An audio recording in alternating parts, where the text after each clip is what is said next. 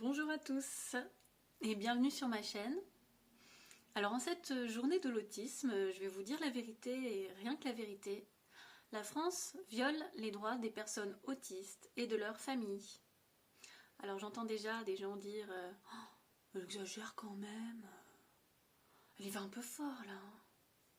Eh bien je vous laisse vérifier par vous-même.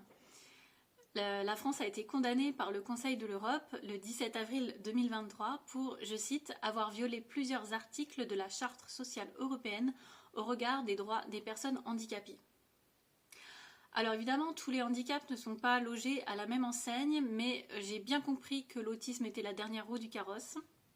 D'ailleurs, je vous conseille d'aller voir en replay le documentaire qui a été diffusé, le documentaire de Zone Interdite, qui a été diffusé sur M6 le 22 mars 2024.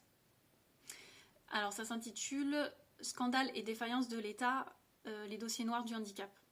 Et on parle beaucoup de personnes autistes et de leurs familles dans ce documentaire, malheureusement, parce que les défaillances, les carences de l'État, ça se situe beaucoup à ce niveau-là. Parce qu'on a beau en être au 4e plan autisme, force est de constater que la situation est toujours alarmante sur le terrain. Alors évidemment, je ne critique pas tout ce qui a été fait jusqu'à présent, les personnes qui se sont vraiment battues pour faire avancer la cause des personnes autistes et de leurs familles.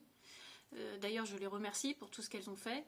Toujours est-il qu'à l'heure actuelle, on est dans une situation inacceptable et que on a déjà 40 ans de retard dans la prise en charge des personnes autistes comparé à d'autres pays plus avancés que nous.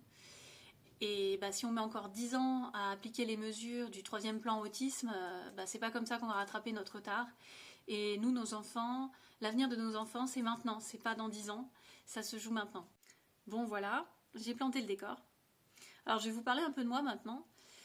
J'ai créé cette chaîne parce que je suis maman d'un petit garçon de 3 ans et demi, autiste, et que quand je regarde sur internet et que je cherche des témoignages de parents, j'en trouve assez peu, et assez peu de témoignages récents. Et pourtant, les familles auraient bien des choses à dire sur la façon dont elles sont traitées. Et c'est pour ça que moi je souhaite parler et raconter ce par quoi on est passé, les épreuves qu'on a dû traverser. Donc je vais vous parler un petit peu de ma situation actuelle. Donc je vous la fais en bref parce que j'aurai l'occasion d'y revenir dans d'autres vidéos. Donc à la base j'habite dans le 91 et j'ai dû emménager en province pour que notre enfant puisse intégrer une unité d'enseignement maternel autisme, une UEMA, qui était vraiment adaptée à ses besoins, et dans notre beau département du 91, il n'y avait pas de place pour lui. Donc mon mari, lui, doit rester dans le 91 pour son travail et pour sa fille en garde alternée. Il a heureusement réussi à avoir quelques jours de télétravail pour être avec nous, 1 semaine sur 2. Mais globalement, on se voit le week-end et pendant les vacances scolaires.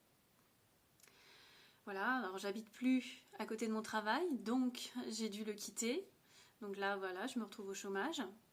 Et puis, pour finir, on a entamé un recours auprès de la MDPH. Pour l'instant, on en est au recours administratif, parce qu'on estime que les aides financières qu'ils nous annoncent sont très très insuffisantes comparées à tout ce qu'on doit dépenser pour le handicap de notre enfant. Donc nous, on ne trouve pas ça acceptable. Donc voilà, on se battra jusqu'au bout pour faire reconnaître ces droits-là. Et aujourd'hui même, d'ailleurs, on entame le recours contentieux auprès du tribunal. Voilà, nous sommes une famille parmi tant d'autres qui ne peut plus avoir de vie normale, tout simplement parce que l'État ne veut pas mettre les moyens pour nos enfants. Et justement, c'est ce qu'on veut dénoncer et c'est ce qu'on va faire dans les prochaines vidéos. Donc justement, dans les prochaines vidéos, alors on parlera de toutes les épreuves par lesquelles on est passé.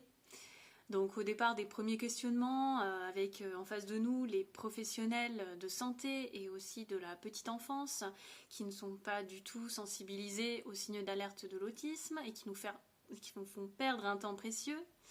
Ensuite, l'aventure, la course contre la montre pour obtenir un diagnostic, et puis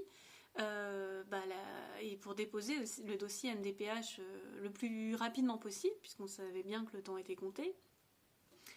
Après, il y a eu aussi, pareil, la course contre la montre pour obtenir la notification à temps pour que notre enfant puisse être scolarisé en septembre, hein, puisque tout a été ralenti du fait qu'il n'y a pas de diagnostic précoce. Et puis, entre-temps, évidemment, on a eu la joie de vivre un petit signalement avec interrogatoire de toute la famille, bien sûr. Ça aussi, on vous le racontera dans les vidéos à venir.